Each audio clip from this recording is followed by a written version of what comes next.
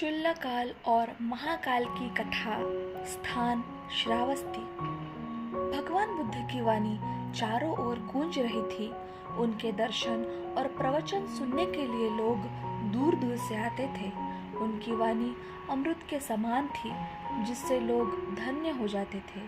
बुद्ध का उपदेश लोगों के जीवन का मार्गदर्शक बन गया था और उनका संघ लगातार बढ़ रहा था। कई तपस्वी, साधु और गृहस्थ उनके अनुयायी बनते जा रहे थे। इसी प्रकार दो व्यापारी भाई चुल्लकाल और महाकाल, जो गृहस्थ जीवन में थे, बुद्ध के उपदेश सुनकर प्रभावित हो गए।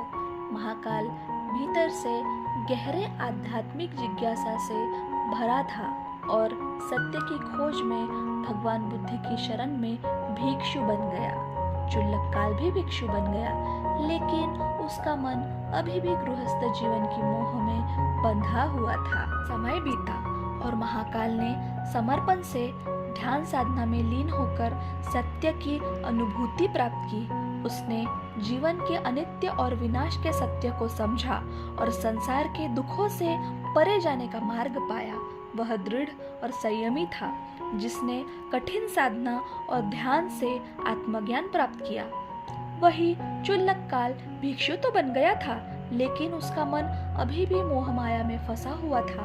एक दिन जब भगवान बुद्ध और उनका संघ चुल्लकाल के गांव के निकट पहुंचे, तो चुल्लकाल की पत्नी ने बुद्ध और उनके भिक्षु संघ को भोजन के लिए आमंत्रित किया। चुल्लकाल अपनी पत्नी से मिलकर फिर से गृहस्थ जीवन की ओर लौटने के मोह में पड़ गया। उसने अपने भिक्षु वस्त्र त्याग दिए और वापस गृहस्थ बन गया। संघ के नियमों के अनुसार उसने अपनी चीवर और अन्य वस्त्र संघ को वापस लौटा दिए।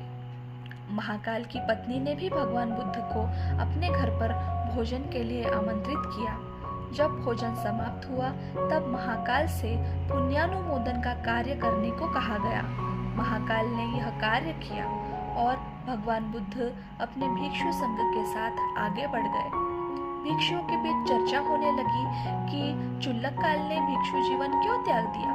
कुछ भिक्षु चिंतित थे कि महाकाल भी इसी प्रकार वापस गृहस्थ जीवन में लौट न जाए।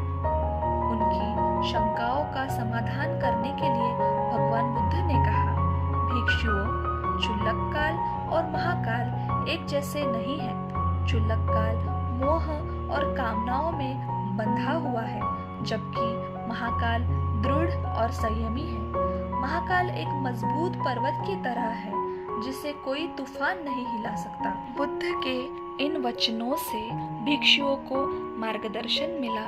उन्होंने समझा कि संसार के सुख और कामनाएं केवल अस्थायी है और जो व्यक्ति इनसे ऊपर उठकर सच्चे धर्म के मार्ग पर चलता है, वही सच्ची शांति और मुक्ति पा सकता है। भगवान ने उस समय ये गाथा कही, शुभानुपस्सी विहरन्त इंद्रियेषु असंवृत भोजनम ही अमत्तयु कुसितहीन वीर्यं तम वे पसहति मारो वातो रुक्खव दुब्बलं। इसका अर्थ शुभ ही शुभ देखते हुए विहार करने वाले, इंद्रियों में असंयत रहने वाले, भोजन में मात्रा न जानने वाले, आलसी और उद्योगहीन पुरुष को मार वैसे ही गिरा देता है जैसे वायु दुर्बल वृक्ष को।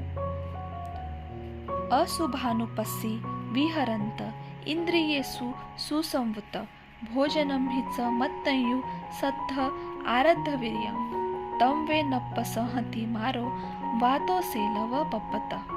इसका अर्थ अशुभ देखते हुए विहार करने वाले, इंद्रियों में संयम बरतने वाले, भोजन में मात्रा जानने वाले, श्रद्धावान और उद्योगी पुरुष को मार वैसे ही नहीं डिगा सकता जैसे वायु शैल पर्वत।